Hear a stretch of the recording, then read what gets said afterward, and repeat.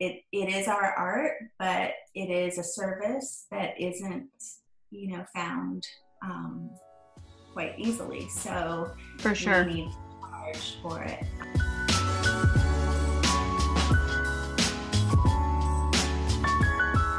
Hey, I'm Becca with the Happy Ever Crafter, and in today's episode, I'm talking to Carla Hagan, who is teaching us all about engraving.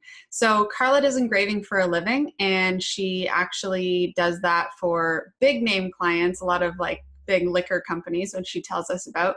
But she actually does engraving with a drill and does calligraphy on glass and bottles and other beautiful surfaces like that. Carla explains to us how hard it is to actually get into that industry and get started. And so in this lesson, she's actually showing us how to do it, what tools you need, and then telling us a little more about how she got started, what her living looks like now, and how you can actually learn from her in person or online.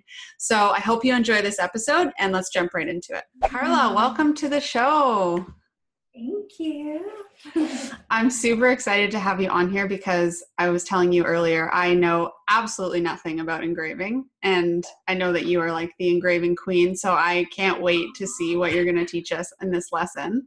But before we jump into that, for those people who might not know who you are, what you do, your story, can you give us a little rundown of all of that stuff? Absolutely. I started my calligraphy business about 2007, and I live in Florida, in South Florida, and it's just been a lot of fun. It started when my kids were little, so a little bit at a time, and grew more and more, and then I attended my first IAMPIT, and that's where I was introduced to pointed pen, like many are, and from there, I met Jenny Muffler, and she was engraving all over the place, and I was interested in it, but it was an investment. So I waited a couple of years, and then I finally did it. And then, but to find instruction was a little bit difficult for me. So it was just like so many calligraphy woes that we have. I had to kind of figure out things and, ask a lot of questions. And yeah, so it took me a while, but then I finally caught on, and then I just started getting jobs. So I just like winged it kind of. And so now it's been about 3 years that I've been engraving, and that has taken over at least half of my business and half of my time. And it's for liquor companies and beauty companies. So like say for when they're doing like a Mother's Day event for Nordstrom, and they want to do fragrances. So they'll bring me in, and I'll engrave the bottles with like, "Dear Mom, I love you," or whatever. And so it makes a beautiful present. It's personalized. And then for the bottles, it's a lot of marketing jobs. So that and wine companies, Josh Wine has been a big one. And yeah, everything from liquor stores to private events. And now parties, a lot of people are doing them as escort cards. So like I have here like a small Woodford Reserve, and they'll put on the back like Mr. and Mrs. whatever it is, and then they'll find their table number with their little bottle. So that's been a thing, and champagne, the little splits. So yeah, so that's been, it just keeps growing. I think it's so cool that you're able to take your passion for calligraphy and actually find something like unique to do with it. You don't see that many people that are doing engraving. And I guess, like you said, it's because it's a big investment and it's hard to get into it. So you said you learned from someone else who was doing it? Jenny Muffler was doing it. Right. She lived in Virginia, I think. And so she was all around the Northeast doing it. And so she had introduced a few of us. And I started with the large machine. And my investment was about $2,000. So yeah, it wasn't like, I mean, we're used to like buying some pens or some ink, and it's really not that expensive unless we get into the fancy pen holders. So that's what I mean. I was just like, let me think about this. And And yes, when she would tell me like what I could make at events and it was $125 an hour, I was like, well, I'll make the money back, but how am I going to get those jobs? So that was another thing. Every state's different, and finding out who to contact, so it's all of that. But I was able to research more and more machines because I was lugging around this huge machine that overheated, that needed like a certain voltage. I mean, like literally I was in a Costco once doing a huge event and the thing died, and I was freaking out because it was like a big compressor. So, and then a lot of people would be annoyed with the sound because this one makes noise, but it's not nearly as loud as the other one. The other one, you would like feel your teeth jiggling, so, and I have a friend that would call it the ride-on machine because it was so big. But yeah, but this one, I mean, I've come down to this size, and it's actually, I can charge it. It can put on a holster, so if you wanted to walk around and do it, you can. Not that I do that often, but yeah, so, and it lasts for 2 back-to-back events, which my events are usually 3 to 4 hours each. So, and sometimes I think the most I've engraved in 3 hours is 75 bottles, but it can range. But so we're gonna talk more about your, like, because you're teaching this obviously now, and we're gonna talk more about that. But in your workshops, you provide the kits with all of that stuff so that it's a little bit more accessible for people. Yes, because it is difficult, like even finding the right machine. But then when we needed it for one class that I did last year in California, it was like, okay, well, once we needed like 15 machines, it was like, oh, well, wait a minute, So yes, definitely finding a machine that worked, that I could get enough for all my classes. And then all of the little tools I use, and the burrs, I use the diamond burrs on the glass. Yeah, so everyone has everything. They're not worried about getting it. And then it'll be on paper and ink on their supply list as well. So yeah. Nice. Okay. So like I said, we are going to talk at the end a little bit more about your workshops if people are actually in the US and able to find you, because I know that you have a lot coming up this year. But for the people that aren't able to come out to your workshops, I think this is going to be really exciting because there aren't that many, like you said, resources for people who want to learn engraving. So this little like intro to engraving you're going to do for us, I'm super excited about. So maybe I will get my face off of here and let you do your thing, and then we'll chat a little bit more after. Okay, perfect. Sounds good. Okay. All right, so we're going to start off. I have the engraver, and it's all charged up, and I'll flip the camera so you can see some of these tools that I have here. Well, I have a bottle of Woodford that I'll use as a sample. And then here, I always have a brush, and everyone that comes to events will ask, are you doing makeup? And I'm like, nope. This is just basically to brush off any of the dust that I get from this, so I can see what I'm doing. And I use one of these. These are invaluable to me. Can you see this okay? The Stabilo pencil.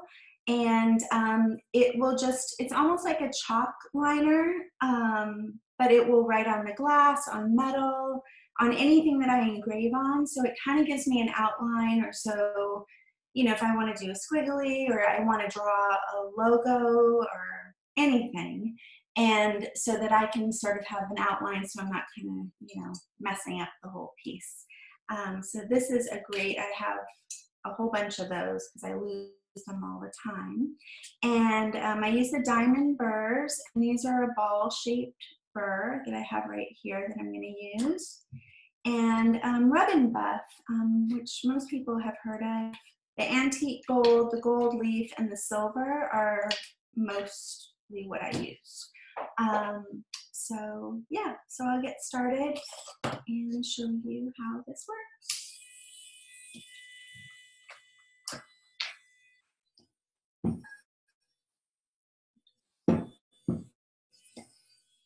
So here I've already lined it with the Stabilo.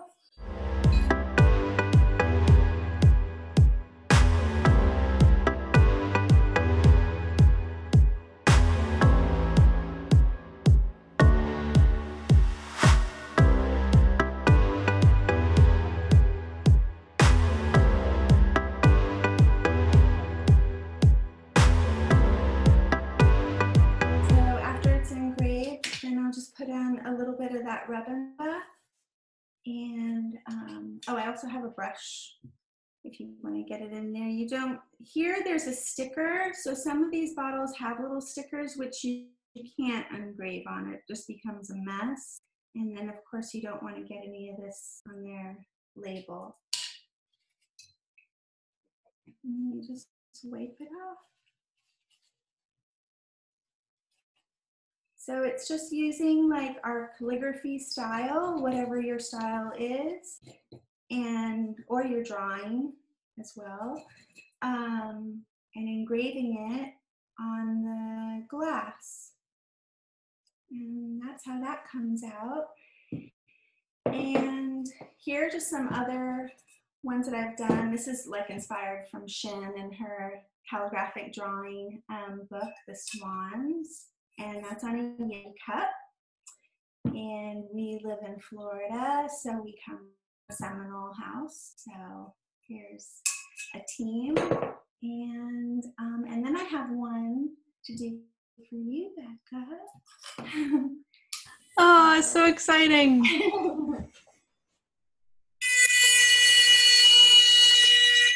So as you engrave this one, it reveals the silver underneath it. So that's what's kind of cool. You don't have to fill it afterwards because it just is taking off that layer of enamel.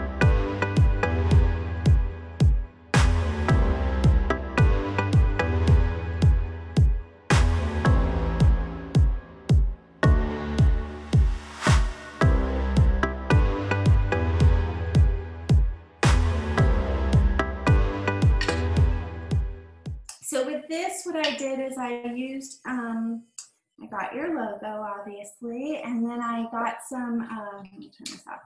I got this Cerl paper, and then I just put that down, put the logo over it, and then penciled it on here. So I knew what I was doing because I'm not that good of a forger. Carla, do you mind holding that up a little closer to the camera? It's sort of hard. Oh, there, we can see it like when you, yeah, when you turn the silver. So can you see the pencil? It looks like the graphite from the Cerl paper. Yep, yep. Okay. Is that better for you to see? Like right there? I mean, so I just wanted to see it once you were finished, but while you're working, that's totally fine. Yep.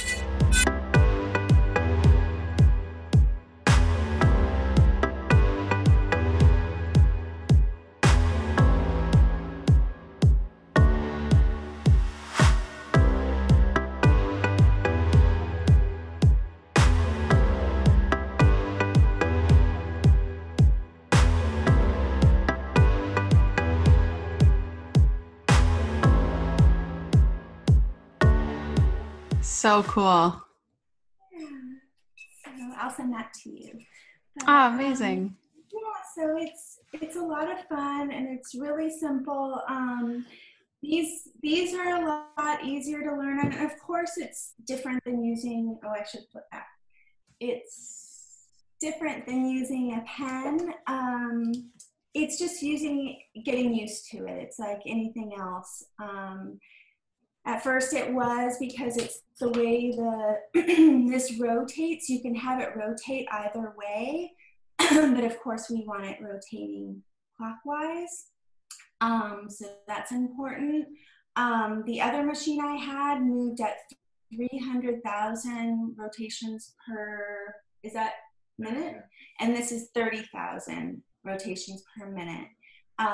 Which to me is much better. The other one was throwing fireballs at you. I had burned a blouse. Like, it was too much. It was like really, I mean, great. It was powerful, but almost too powerful. This is kind of like a little more powerful than when you go to the nail salon and they're using, you know, those machines.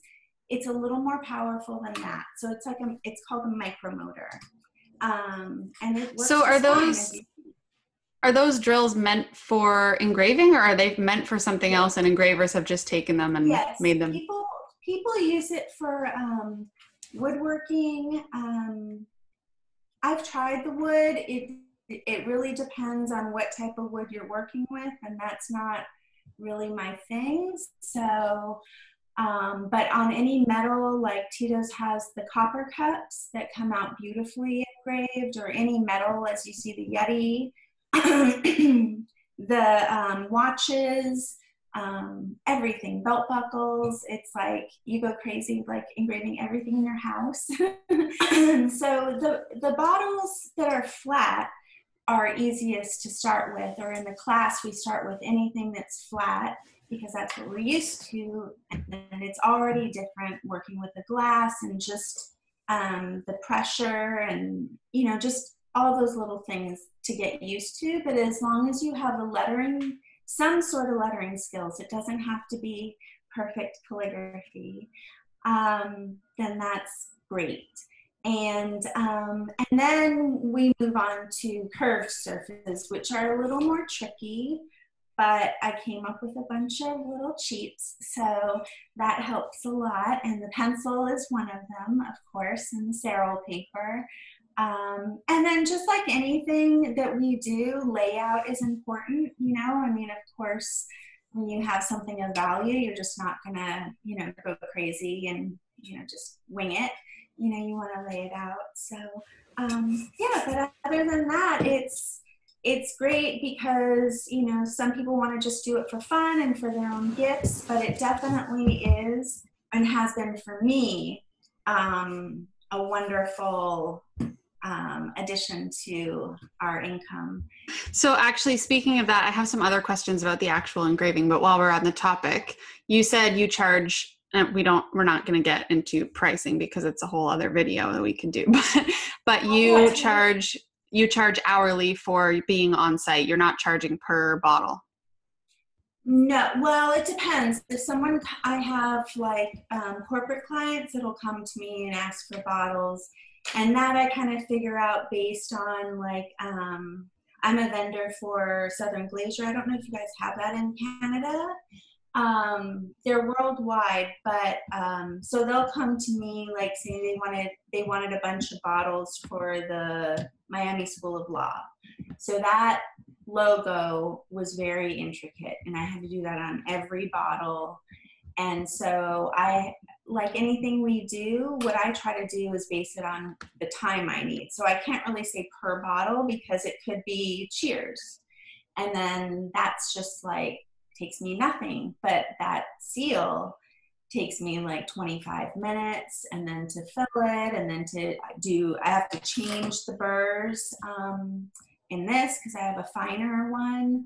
So it's much more detailed. So say for that one, I charged $45 a bottle, but that wine was $250 a bottle for them. So, and it made it, so that all differs. And those ones you're doing at home, right? So you're not even like, you wouldn't charge an on-site price to go do those. No, like I'll either do it at my office. Yeah. Some people will want me to come there if it's something of value, which then you charge a on-site fee. And I'm all about the pricing. Like with Molly, I just really feel that like it is our art, but it is a service that isn't found quite easily. So for sure, we need to charge for it. And it's not a great deal of money, especially when it comes for like marketing purposes. So, but yeah, I mean, I don't know what it is like in Canada, but for here, it's like about $100 to $150 an hour for calligraphy on site. And so I just charge the same for the engraving. So, and then for, like yesterday I did a Tito's event for 4th of July. So we had a ton of people and it went over. So we have that built in that if I go over, because I'm not going to tell everyone like, sorry, we're done, you can leave, not to get crazy about it, but it was, 45 minutes longer. So I charge another hour. Yeah, of course. Yeah, I feel like we could talk about the like specifics of pricing for a really long time, but that's an episode for another day. And the travel time, all of that. It really needs to be looked at, because I think we get so excited, or at least I did, And I still do, over an opportunity that you're just like, oh my gosh, I just want it so bad that sure, I'll just even do it for free. You're thinking in your head, and then you're like, wait, there's only going to be resentment after that. So Yeah. it's important. So Carla, for people who might not be able to come to your in-person workshops, what kind of resources, where would you send people if they want to learn more about engraving? Like what steps would you take as a beginner? Well, I am going to be doing a Skillshare class. So that'll be soon.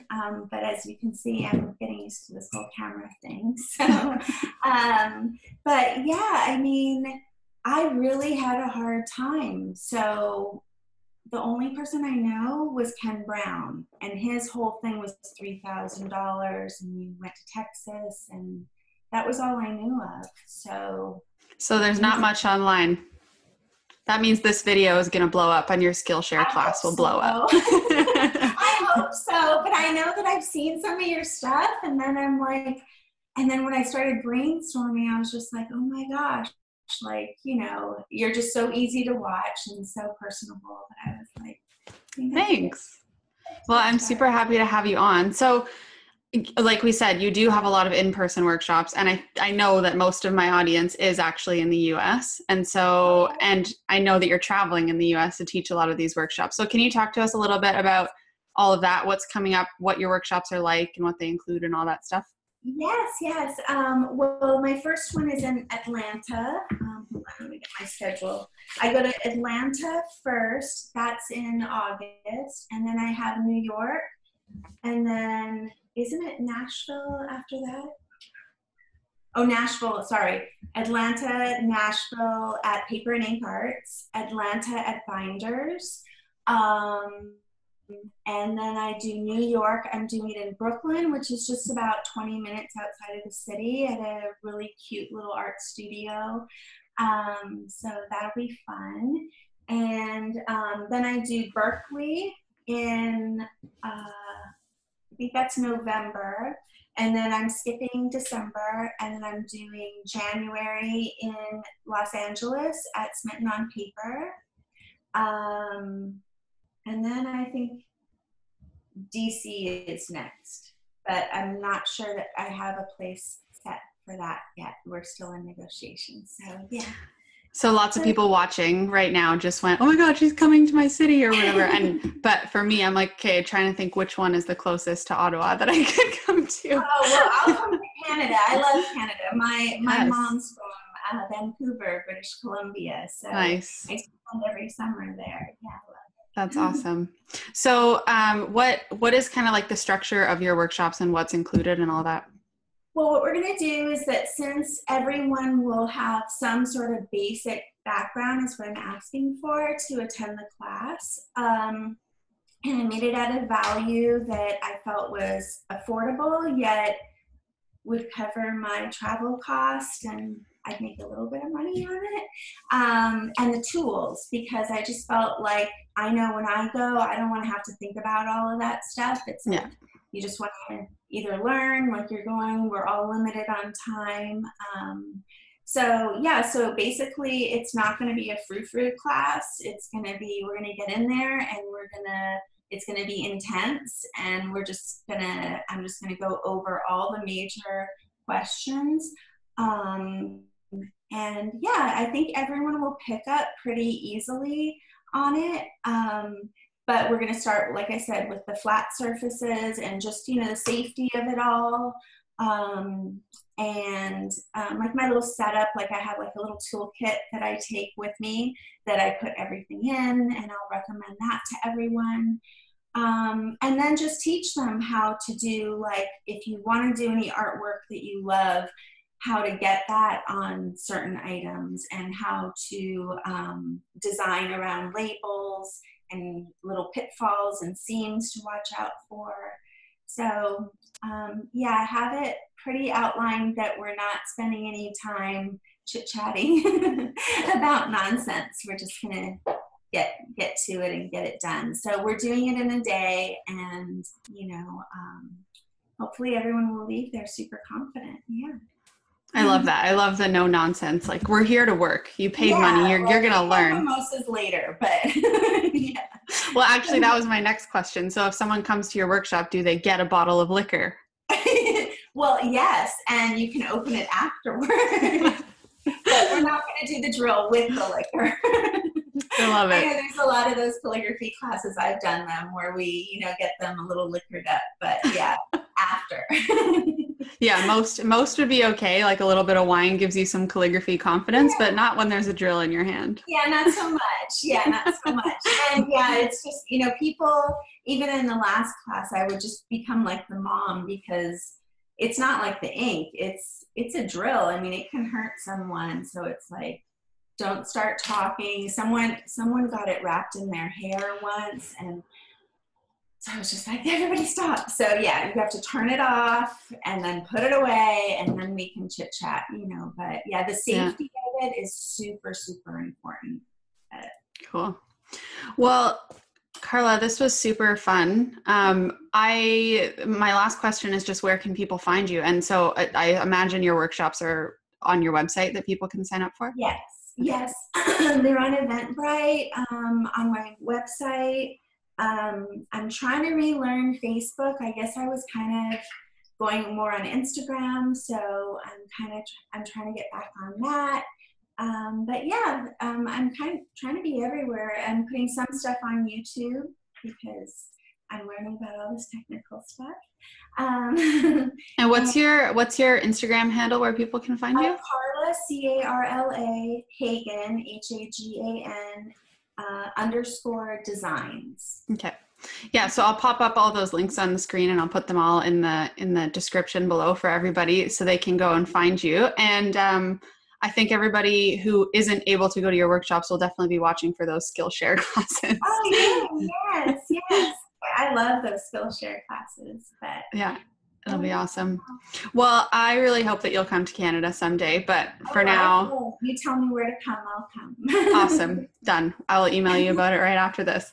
So thank you so much, Carla, for coming on, and I look forward to sharing this with everybody. Oh, thank you so much. I really appreciate it.